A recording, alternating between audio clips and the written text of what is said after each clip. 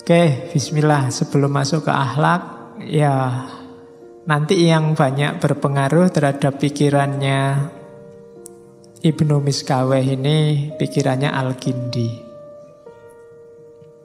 Gagasan-gagasannya beberapa mirip Al-Kindi, termasuk tentang Tuhan. Emanasi mirip Farabi, Ibnu Sina dan kawan-kawan, dan termasuk tentang kenabian. Kalau tentang Tuhan sama, hampir persis kayak Al-Kindi, cuma ada kalimat yang bagus yang mungkin mengucapkannya harus hati-hati. Menurut Ibnu Miskaweh, Tuhan itu jelas sekaligus tidak jelas. Itu kalau kalian di luar ngomong kayak gini bisa viral. Jadi Tuhan itu jelas sekaligus tidak jelas.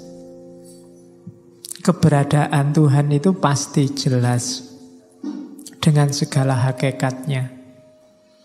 Cuma Tuhan jadi tidak jelas ketika ditangkap oleh akal pikiran kita yang terbatas.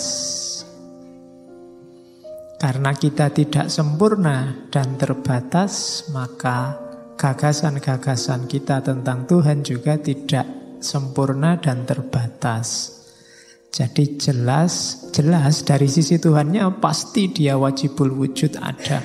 Cuma dari perspektif kita yang manusia dia tidak jelas. Makanya kalau hanya mengandalkan pikiran, ya nanti kita menyembah konsep-konsep pandangan kita sendiri tentang Tuhan. Maka beriman saja, percaya saja pada Dia yang tidak terjangkau oleh akal kita. Terus yang kedua, gagasan tentang emanasi. Emanasi ini biasanya untuk mengcounter, kalau bahasa filsafat namanya creatio ex nihilo. Creatio ex nihilo itu menciptakan dari tidak ada apa-apa. Kayak tukang sulap itu tiba-tiba ting ada gitu. Itu bagi beberapa filosof itu tidak masuk akal. Jadi ya sulap itu kan karena kita ketipu aja, hasilnya ya ada, sudah disiapkan. Sesuatu itu ada, pasti ada asalnya. Kan itu tidak mungkin ada sesuatu ada, tidak asalnya apa-apa. Jadi misalnya kita ngomong, lupa itu tadi tidak ada apa-apa, tiba-tiba ada. Akal susah menerima. Pasti ada asalnya. Nah, cuma seandainya alam ini ada bahannya, ya bahan itu akan ada rentetannya lagi. Dari bahan apa lagi, dari bahan apa lagi, dan seterusnya. Bahan segala bahan ya nanti Allah. Berarti sebenarnya apa? Kalau ada cetak, misalnya kalau analoginya jajan misalnya, jajan itu alam semesta ini jajan, bahannya ya Allah sendiri, karena sebelum ada apapun kan ada Allah. Maka materi, kalau bisa disebut materi, hal pertama yang jadi sumbernya apapun nanti itu pasti juga dari Allah. Jadi dirinya sendiri Allah. Makanya oleh para filosof emanasi disebut melimpah dari dirinya Allah. Kenapa? Karena bahannya Allah sendiri, dalam tanda petik ya. Ini kalimat-kalimat sensitif. Jadi bahannya alam semesta Allah sendiri.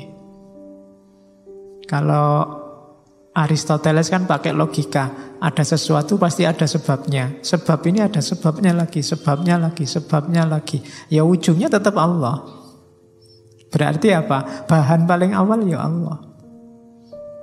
Nah, logika paling gampang memahami emanasi seperti itu. Nanti dari limpahan dirinya Allah melimpah lagi sampai ke level paling kasar namanya materi. Jadi tubuh kita ini yang sekarang bisa dilihat ini, itu sebenarnya mungkin level terakhir, level materi. Di balik ini masih banyak rahasia-rahasia. Makanya kita disuruh membaca ke dalam oleh para filosof, juga oleh para sufi. Terus yang ketiga, kenabian. kenabian ini ya jelas yang dimaksud Nabi Muhammad. Cuma manusia ideal, manusia yang punya kualifikasi utama selain Nabi itu filosof. Kalau Nabi keutamaan dirinya dikasih oleh Allah. Kalau filosof dia berusaha sendiri. Jadi filosof itu orang yang mengakses hakikat, mengakses rahasia realitas, berusaha sendiri. Sementara kalau Nabi itu dikasih, dianugerahi oleh Allah. Filosof yang sejati dan Nabi itu levelnya sejajar, katanya Ibnu Miskaweh. Masing-masing ada dalam keutamaan ilmu. Makanya para sufi itu yang menggali pengetahuan sampai puncak, dia di puncaknya disebut mencapai makrifat. Memahami hakikat kenyataan, memahami hakikatnya realitas. Jadi itu gagasan-gagasan utamanya Ibnu Miskaweh nanti di beberapa kitabnya. Cuma karena banyak terpengaruh filosof sebelumnya, 3 ini belum terlalu menonjol. Nanti yang menonjol bagian akhlaknya. Nah, ini definisi akhlak yang sangat terkenal. Teman-teman yang belajar di madrasah pasti pernah dengar definisi ini. Meskipun biasanya di buku-buku akhlak itu ditulis tok definisinya. Tidak dijelaskan detail. Malam ini kita coba lihat detailnya. Jadi al-kholku, al-khuluku, karena akal katanya akhlak kan dari kata-kata khuluk. Khuluk itu sama satu akar kata sama kholak. Kalau pakai istilahnya Ghazali dulu, bedanya kholak sama khuluk. Kalau kholak itu ijbari. Kalau khuluk ikhtiari. Kalau kholak itu sudah dikasih paten oleh Allah. Sudah dipaket oleh Allah. Kita tidak bisa apa-apa. Itu kholak. Kita lahir di Jogja, kita rambutnya lurus apa keriting, kulitnya hitam apa putih, itu sudah paketan. Tidak perlu malu, itu dikasih otomatis oleh Allah. Tidak dosa. Kamu kulitmu hitam itu tidak dosa, tidak harus menghabiskan uang buat beli pemutih. Kamu wajahmu jelek itu sudah anugerah. Tuh iya, yang penting waras. Yo. Jadi itu ijbari, kita tidak bisa komplain. Beda sama akhlak. Kalau akhlak ikhtiari, kita dikasih potensi oleh Allah, silahkan milih. Jadi orang baik bisa, jadi orang jahat bisa. Itu khuluk. Sama-sama mampu. Ngelus-ngelus orang bisa, mukuli orang juga bisa. Mulut kita ini ngomong yang baik-baik mampu, misuh yo fasih. Jadi bisa, kamu tinggal milih dari mulutmu keluar yang seperti apa, bisa. Nah, al-khuluku itu halun lin nafsi, berarti kondisi jiwa.